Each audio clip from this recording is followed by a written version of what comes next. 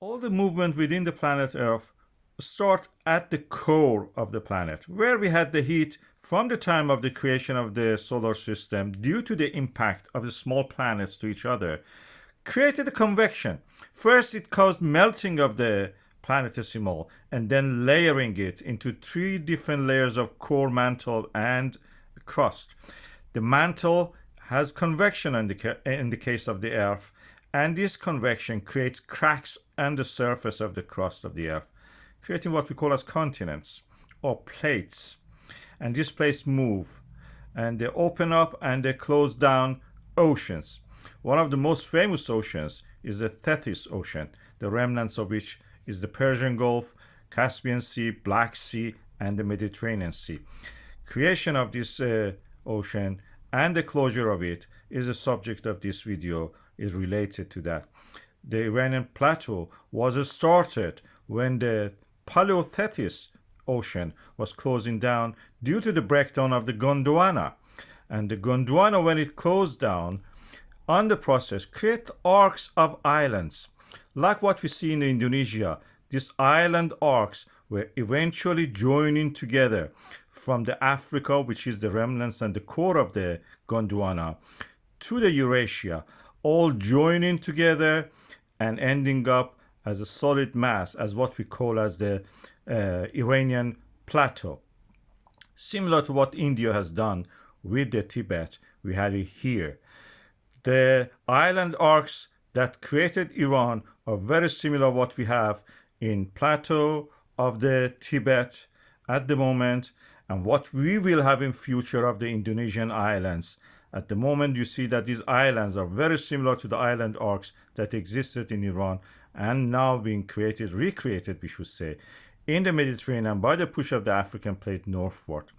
You can see it here again, the Africa breaking down the core of the Gondwana, Arabian plate, and before that, Indian subcontinent pushing northward and creating the landmass of Iran and Tibet here in this case.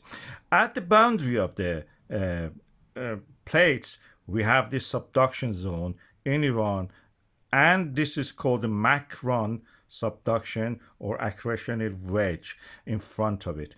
When the slab of the oceanic crust goes down, it comes back to the surface as a volcano.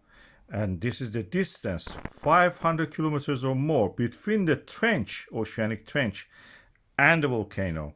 In Iran, this distance, of course, is shorter, and when it goes a little bit toward the northeast, inside the Afghanistan and Pakistan, it becomes a little bit more than 500 kilometers.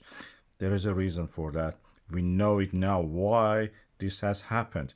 In this area, our seismic measurements has shown two different slope for the plate, oceanic plate going down, and we think there is a detachment of this oceanic plate creating this phenomenon we see. So in Iranian part, the volcanoes are closer to the trench, oceanic trench. This is a unique location because in the Eurasia, we don't have many of these kind of subduction zones. We have it here. And this has created one of the most famous volcanoes in Iran, Taftan. If you are grown up in Iran and have been into primary school, you hear about these kind of volcanoes. Most famous being Damavand, Sabalan, and Taftan. Taftan means molten rock and something that is molten by fire. And people go there. This is a 4,000 meter almost high mountain. People go there. There are fumaroles, and you can see actually the fumaroles emitting gases. These are sulfur gases. And the volcano is actually quite high, so in parts of the year it can be covered with the snow, and is a challenging visit, of course, for many. And as you can see here, we have two summits here.